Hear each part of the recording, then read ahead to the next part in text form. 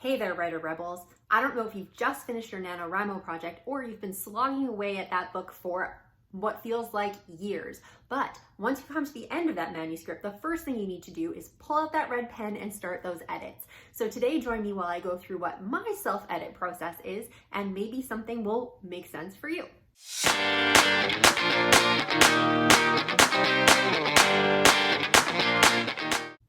Hello there everyone, it's me, Scarlett Kol, and welcome back to my channel. If you have been here before, thank you so much for coming back week after week. And if you are brand new here, thank you so much for joining us for the first time. Take a look around, see if there's anything that you like. And if you'd like to stay a while, make sure you're hitting that subscription bar and the notification bell below this video so they'll let you know every time I put up new content.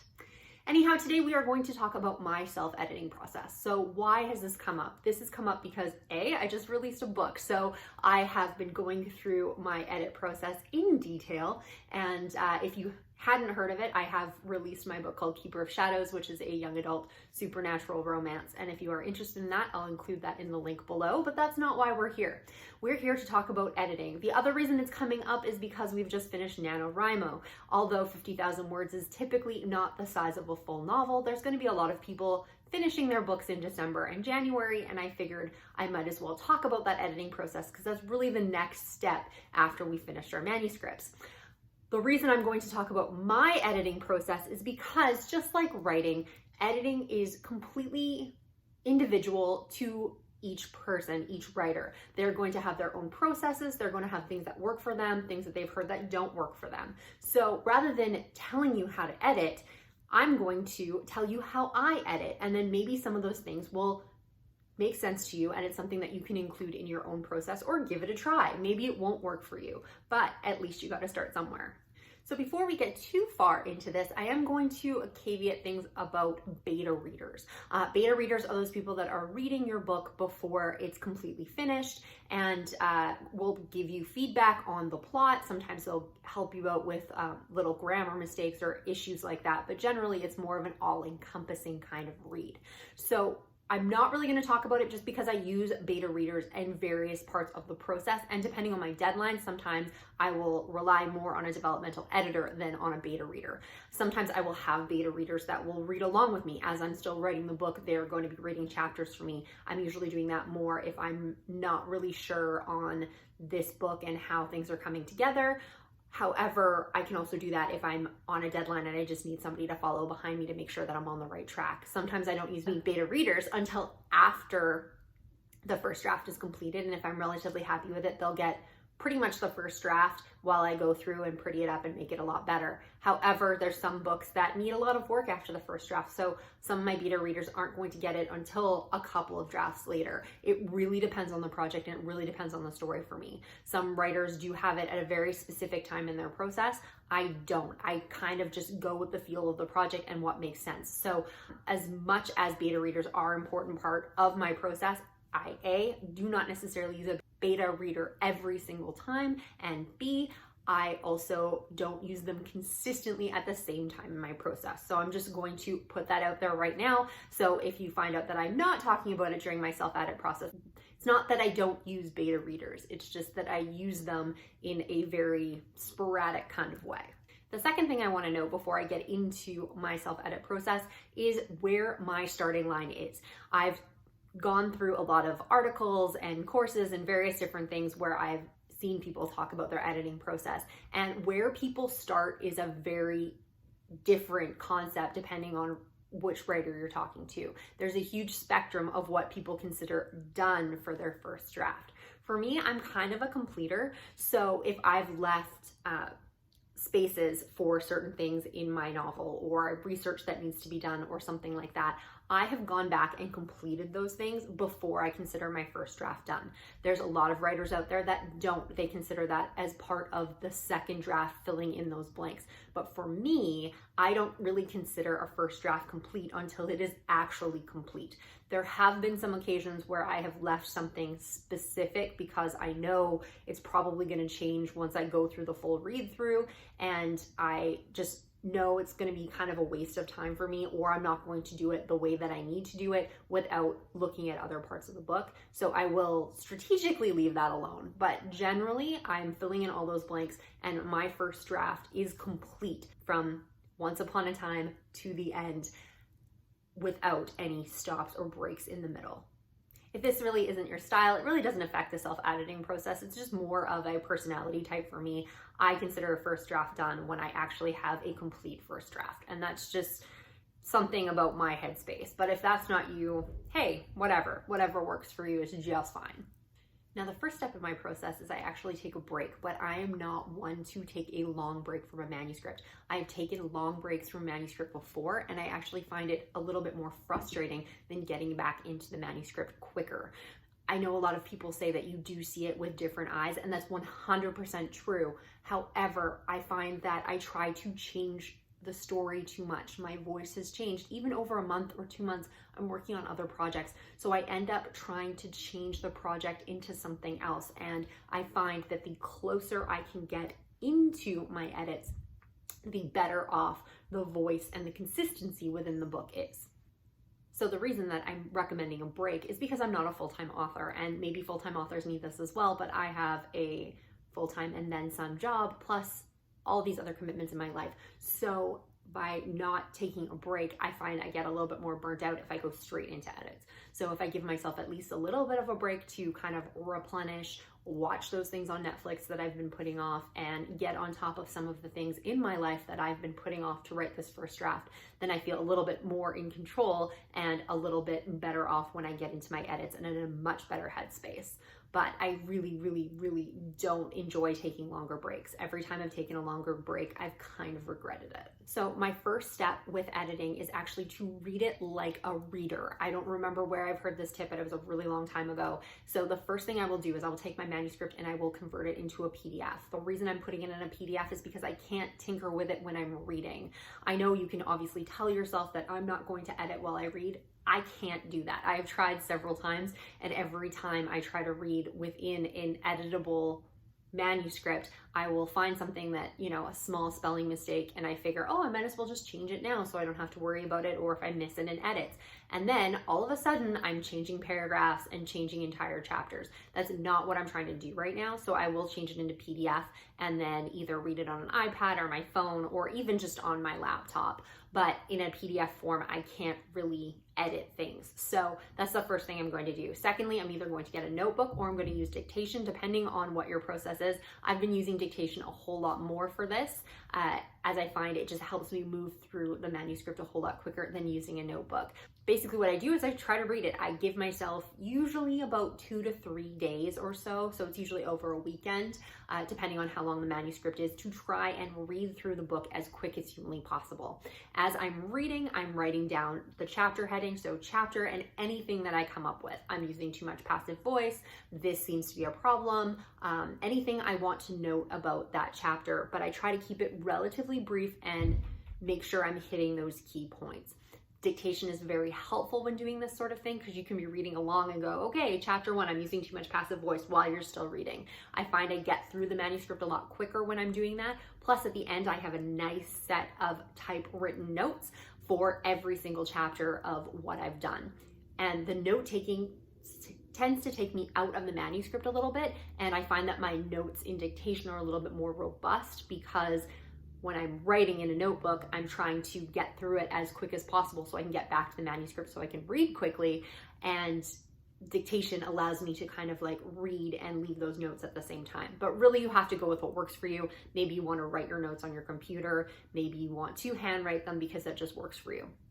Whatever. Anyways, the whole point of this is to try and read it like a reader. This is going to find things like consistency errors. So if you are writing something in your plot and you've been working on this novel for a really long time, there is a possibility that you are going to have consistency errors within your plot and structure. Sometimes they're very simple, like the hero's eyes were brown at the beginning of the book, and by the middle of the book they're blue, and you forgot about that.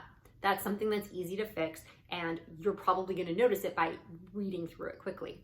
Also, if things don't work for the plot, sometimes I find if I've been working on a book in chunks over time, that everything I'm doing within that set of chapters makes sense. Everything flows really, really well, but it doesn't flow well from the beginning, or there's disconnect either with the plot itself or the voice. I do find when I'm working on a project for a really long time, my voice might change depending on what mood I'm in of when I was writing. So, you know, somebody might be very brash at the beginning of a book, and then they kind of lose that throughout the novel, or they are, you know, end up having a very different emotional shift, or they change the way that they talk throughout the manuscript because I've been working on it for so long and it just sort of has kind of evolved as I've been working on it. By reading through it very, very quickly, I'm going to notice those changes because it won't have been so long since I read the earlier chapters of the book. The other thing you're going to notice is if you're using the same language a lot, sometimes I find that I'm using the same metaphors, or I'm using a lot of, you know, if I'm trying to talk about internal reactions, I'm talking about somebody's stomach, but I'm doing it all the time and it's getting super, super repetitive. So when I read through that quickly, I'm going to notice that a lot easier than if I'm just reading it chapter by chapter and taking my time. It's going to sound really awesome, but I've done it really awesome 10 times in a row. So once I've completed that part of the process, I'm going to have a whole list of notes that I'm going to be able to work with. And now there's going to be two things that I could do. Either A, the book is going to be very, very solid, doesn't have a lot of big plot issues, and I'm going to work from the beginning of the book to the end, following through on my notes and making sure I'm making all of those changes that I noted as I read through. The other possibility is that I'm going to notice big problems and I'm going to need to change major parts of my plot or characters. So at this point, I'm going to work through just those problem areas. I have a whole list of notes to know where all of that stuff's going to hit off, and I can make those changes. At that point, I will make a determination of whether or not I want to go back to step one and read everything from front to back. If it's very, very all-encompassing, then I probably will start over on that process again. However, if it's just something that I know I can deal with, but it just affects a lot of different things, I will probably just make those changes and then start at the beginning of the manuscript and work through my notes for all of the other things that I need to change. So these two steps are going to be kind of rinse and repeat until I'm ready. They're going to depend on how well my manuscript is put together. Sometimes it depends on how I've outlined or how much I've totally gone off my outline as I've been writing, whether I not have a deadline with my editor or to a publisher to get this manuscript ready to go, and how much time I've allotted myself to do these things. The more time I have, obviously, the more I can read through it. Or if I don't have that time, I may only get to go through this process once. However, I do like to do it at least twice. So after I've made all of my changes through my manuscript, I will do another read through of the manuscript to make sure that I'm relatively happy with it. At that point, when I'm doing this second read through, or my last read through, so maybe I've read through it a couple of times and gone back and made changes to plot, all that sort of stuff. Maybe it's been 5 times, whatever. Typically the most I think I've ever done is 3. But when I get to this point, then I'm going to do an actual read through for language. So I'm going to go through, and just as I see things, I'm using repetitive words, I can make better wording choices here or something like that, I'm making those changes as I go. So this is more of a line by line kind of edit. Once I get to the end of my manuscript and I've changed all of my lines in there, but the structure of the novel itself is really staying the same, then I'm going to run it through ProWritingAid. I am not associated with ProWritingAid, but it is one of the best programs that I absolutely adore. One of the reasons I love it is because I can use it with Scrivener, which is absolutely great, and I can go through it chunk by chunk of my novel. So it's really handy for me to edit that way because I can do a chapter, I know exactly where I've ended off and walk away from it and then come back later, because I typically don't have large swaths of time in a day to work on a manuscript unless it's a weekend or I've taken a day off. So being able to break things into smaller chunks, especially when I'm doing these edits, is really, really helpful. So I get to use ProWritingAid in Scrivener, which is great, and that's going to be checking for any of my grammar or spelling, any repeated words or echoes that they happen to call them, and all of those little bits and pieces of style things. One thing I'm going to caution you, if you are using any sort of software to check your grammar or anything like that, you need to be careful with what you're doing. If you use ProWritingAid and then you use Grammarly or Hemingway or whatever you're using, something that's not an error in one program may be an error in another program, and at the end of the day may not actually be an error. It doesn't necessarily understand language, especially with dialogue. So you really have to know your stuff. What makes sense to change and what doesn't. Sometimes where they're going to suggest a comma really isn't needed. Or they're not going to suggest one and you really should be having it in there. So you do still have to go through it with a watchful eye. However, it is going to bring to the surface some of those things that you may not catch yourself, because obviously they're going to put them in bright colors or put them down the side so you can see in your manuscript where things are going wrong. The other thing that they do as well in ProWritingAid that I really, really like, and maybe the other programs do, but is curly quotes versus straight quotes. I have an issue where I might write with Dictation and then put it in Google Docs and have it in Microsoft Word and then put it in Scrivener. So I'm using all these different programs. So when it comes out into Word, sometimes I don't notice that, a straight quote has got in there. I typically use curly. So it will identify anything that isn't curly quotes or isn't straight quotes, depending on what your majority is, and it will change them all for you, which I find super, super handy. The last thing that I'm going to go through at this point is I have a bunch of triggers. A lot of people will have crutch words, but I've likely gone through them when I went through my manuscript. My crutch words kind of change sometimes over time. I will find something that I'm just totally in love with for some reason, and then I will use it like all the time in my manuscript. When I'm reading through super quick in that first process, I'm going to be able to see a lot more of those crutch words. So when I had my notes in there, I would have noted those along. So hopefully by this point, I've picked out a lot of them, but I will do a search for toward versus towards, because I kind of flip-flop back and forth. So I just need to make sure that they're all consistent all the way through the manuscript. And a couple of other things that I know aren't going to be picked up because they're not necessarily wrong, but I know that I might flip-flop one way or the other, and I want to make sure that they're consistent throughout. And generally at that point, once I get all the way through ProWritingAid, I've checked everything off. I've done my last minute checks to make sure all of my quotes and everything are right, and I've made any changes that I need to on those nitty-gritty little details. I consider myself done. At that point, it's going to go off to my editor. My editor is going to take a look at that, and they're still going to send back all of those things that I missed, because even though I've done several different processes, I've read it several different times, I've put it through one program, possibly more. If I've read it in Microsoft Word, it may have picked up some things before I even transferred into ProWritingAid.